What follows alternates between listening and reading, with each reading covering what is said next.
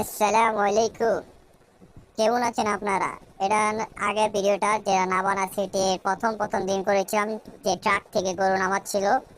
তো দুঃখজনক এই ভিডিওটা এখন দেওয়া ছাড়তে হইতেছে।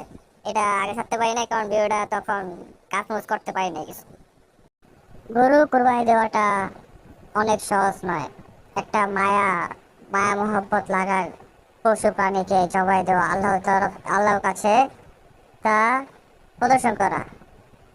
আসলে আমরা মনে করি কি এরার এই যে জবাই করতেছি, এই রক্ত মাংস কি আলাদা যাবো? জীবনও না। এটা তাকওয়াটা যাবো, খালি তাকওয়াটা।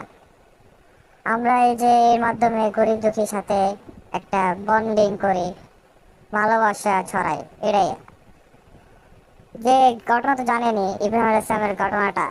এই ঘটনা তো হলো ওই যে তার ছেলেকে জবাই দেওয়ার কথা ছিল, কিন্তু আল্লাহ তাআলা তার ছেলের বদলে দুম্বা পাঠিয়ে দিয়েছিলেন। একটা মহব্বত, একটা নিজের অন্তর থেকে একটা নিজের পছন্দের জিনিসটাকে জবাই দেওয়াই কোরবানি।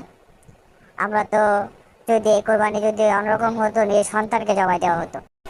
এই কোরবানি বিষয়টা কিন্তু এক পক্ষের থেকে হয় না, দুই পক্ষের থেকেই হয়।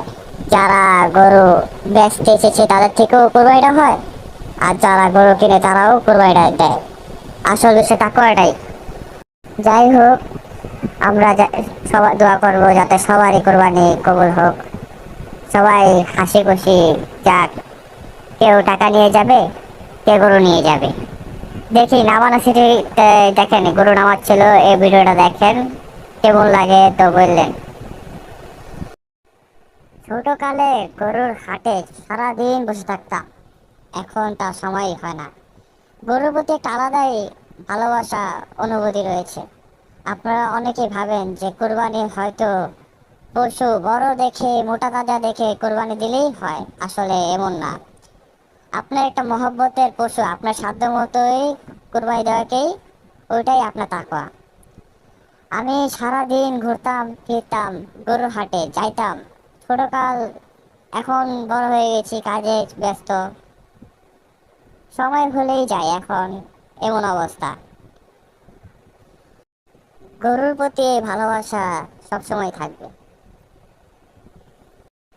যে গরু কিনতে আসতো, ব্যাপারীর সাথে দামাদামি করতো, তা দাঁড়িয়ে দাঁড়িয়ে দেখতাম। গরু বেচা হলে মালিক অঝরে গরুকে ধরে কানতো, তা দেখতাম। আমরা হাত বোলাতাম গরুকে, আর ভাবতাম যে এই অবলা প্রাণীরে এত মহব্বত কেনই করে। যখন আস্তে আস্তে গরুর প্রতি একটা মহব্বত সৃষ্টি হলো, তখন বুঝতে পারলাম